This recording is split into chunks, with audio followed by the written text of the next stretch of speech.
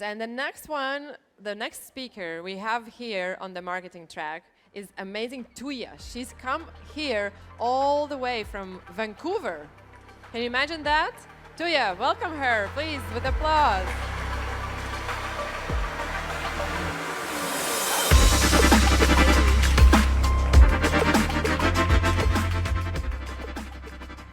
Most startups fail.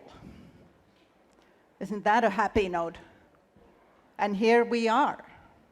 Crazy that we are. I think we deserve a round of applause because we are here although we know we are going to fail. Woohoo! That's worth celebrating. Most startups fail because there is no market. There was no market. Their message, their product, their service, whatever it was, failed to resonate with the people they thought they were going to sell.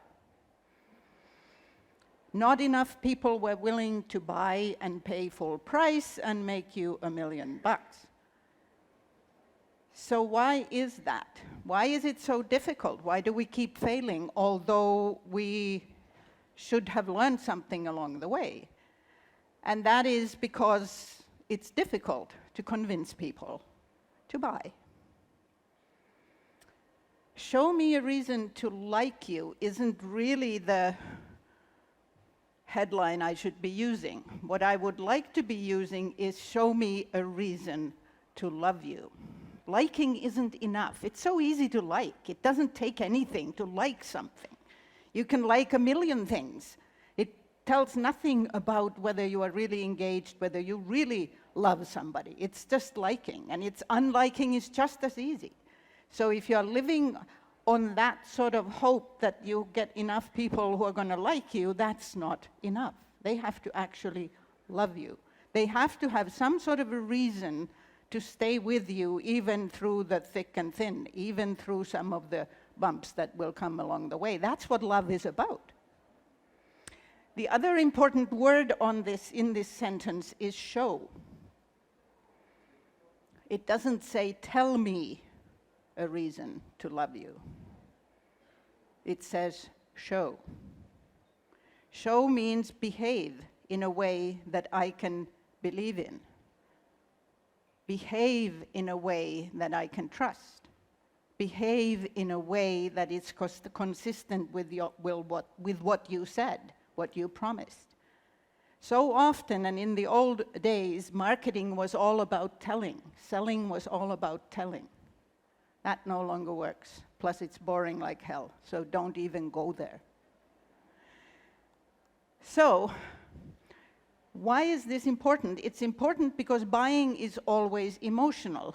Every single buying decision is made by a human being, not by a machine, not by a senseless, feelingless monster. Humans are feeling animals. We haven't evolved very far at all in that regard. We still base most of our decisions on emotions. We claim that we base them on rational things, and we claim differently. So you can't go and ask, what was the emotion you felt when you bought? Most of us wouldn't know. That's why it's so difficult. That's why selling is not easy. That's why failure is so obvious. Emotional reactions are survival reactions. But marketers have for generations known that emotions work. So when you think of something like toilet paper, they talk about safety and family and cuddliness and, use little teddy bears and teddy families as whatever. It's a toilet paper. Or cars or motorcycles, they talk about freedom, they talk about prestige, they talk about, how you look like when you drive this thing. They know emotions work. You go home and you rationalize, I bought the cheapest or the best toilet paper or whatever, you don't even think about it. But the marketers are using the emotional triggers because they know they work. One problem that we face, especially in the technology space, is the fact that there is so much data. It's a funny thing to say, because data should be something you want. Data is actually a problem. And what I often say is that the problem we have is we are drowning in data, but we are thirsting for insights. Data always talks about the past. Data doesn't predict the future. Data does not tell you the truth. It tells you something, but you're not quite sure what it tells you. If data was the answer, none of you would fail. You would all succeed. You could use the market data from your assumed potential market and, predict your sales, and off you would go. But that's not how it works. And the key thing about data, and the fact I'm not against data, of course you're going to use every single piece of data you can, but that is not going to give you the answer, the whole answer. And the reason why that is that data very seldom answers the question, why? If you have nothing else left in your head after this session with me, remember the word, why. Keep asking, why? Every single time you're anywhere near somebody who could be helping you with your product or with your service or with your app or with your business, ask why. Why are you saying that? Why did you do that? I observed you did this. Why did you do that? Why? Ask why. And if you went and asked why online trying to collect data, we tend to lie when we are online. So asking it online isn't going to work. And I'll talk about that a little bit more. Data is not 100% correct, and there are many people who will disagree with me, but I still think that is the case. It is not correct in the way that will guarantee that what market you are trying to target, what consumers or customers, buyers, guests, users, gamers, whatever you call them, that they are going to behave the way you want them to behave and understand your product and your service and whatever you have. A good question to ask and think about seriously, when you are alone at home at night and, the gloomy thoughts start to come to your head, think of this. If you existed as a company, and many of you do, and you disappeared tomorrow, nothing, not a trace of you, you do not exist, what would your customers miss? Do you know what they would miss? Do they know what they would miss? And if it's totally the same for them, okay, fine, they're gone, move on. I'll be fine without them. I'll get somebody else. I'll use something else. I didn't really need them all that much. If that's what your customers will say, then they don't have an emotional connection with you. They have no reasons to stay with you. They have no love for you. But if their reaction is like, I love them. Oh, they were so good. I was using them all the time, and they were helping me here, and they were doing that, and we're like it was such a good thing. What am I going to do now? That means they miss you. They love you. What would they miss? Ask why, and ask what would they miss. Why this is so important, and why do I keep talking about it, is that everything has not changed. Although a lot of things have changed, and thank God they have changed and are changing. Humans are really, really slow to evolve. We are still pretty much the same we were when we were living in cages. Evolution is really slow. So what that means is, this is an image from a Disney movie called Ralph Breaks the Internet. Who has seen the movie? Oh, a few of you have. So this is the Imagineers, animators' idea of what the internet would actually look like if it was a physical space. And in one sense, it looks a lot like downtown Vancouver, in fact, where I'm from, or any big city. It isn't that unusual, but it's clearly a big mess. It's not overly friendly. It has a lot of stuff going on. So in that movie, Ralph, who is that big square guy there, he's from an old 8-bit arcade game. And what his problem is that he is lonely. And then he finds a friend, Vanellope von Schweetz, and then this whole movie is about how he is trying to find ways to help Vanellope so that she will remain his friend. I think that's a really good symbol of where we are today. Most of us have too many choices. We have so many options that if you can help people somehow find a friend, whatever that friend is, you have probably found something worth talking about. And to remember that those feelings have not gone anywhere. We are still very much looking for the very basic friendship, love, prestige, security, safety, importance, I matter. Those are the feelings that matter to us. And the cornerstone of love is trust. You break that trust, and you have lost those customers. And of course, behind trust is transparency. So you tell what you mean, and you mean what you say. You behave the way you say you behave. You look like the way you say. It's not inconsistent. It's understandable. It stays the same. You were this today, and I can trust that you will be this tomorrow. You won't change on me. You won't go crazy. That's why transparency is so important. That's why being honest in your marketing, being direct with your marketing, very good examples in the previous presentation of companies that have really understood who their customers are and then speaking in their language directly and honestly. That's what works. The old way of marketing does not work.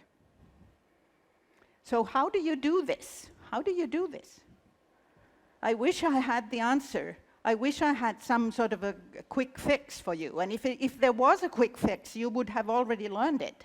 It isn't that easy. That's why it's so goddamn difficult. And it is difficult because it requires you to actually get out and observe. You cannot be sitting indoors, inside, or just in your office, inside your head. You have to actually go out there, wherever those people are, who might possibly be using your product or service or whatever it is that you have. And observe. Don't go there with a battery of questions. Don't do a focus group. Don't sit with your groupies. Don't sit with just people who already know you or who are exactly like you. We are all global, or should be, which means we should have all sorts of people from all kinds of cultures, all kinds of ways of thinking. So when you are traveling, for example, have meetups, have places where you can actually just show some sort of a prototype or some sort of an idea of what your company is about, and then see what people do with them. And hear and observe and try to figure out what is the feeling, and keep asking that question, why? Why did you do that? I saw you do that. Why did you do that? When you keep asking often enough and keep evolving your service or product based on those responses, you are actually making it more human and making it more lovable as well.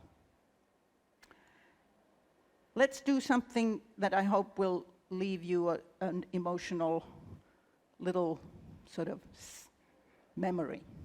Take everything off your hands. Just quickly, I promise I won't do anything awful with you. Just empty your hands so that your hands are totally free, including those people who are standing up there. Then when you are sitting, sit so that your back is actually pretty solid in the chair. Your feet are on the ground, square on the ground, and your hands are on your thighs. Those of you who are standing, Stand with your feet a little bit apart, unlock your knees, and now all of us think of our shoulders, just relax your shoulders so you're not like this, you're not pushing. And now close your eyes. Now blow out your lungs through your mouth, not in a forceful way, but just empty your lungs.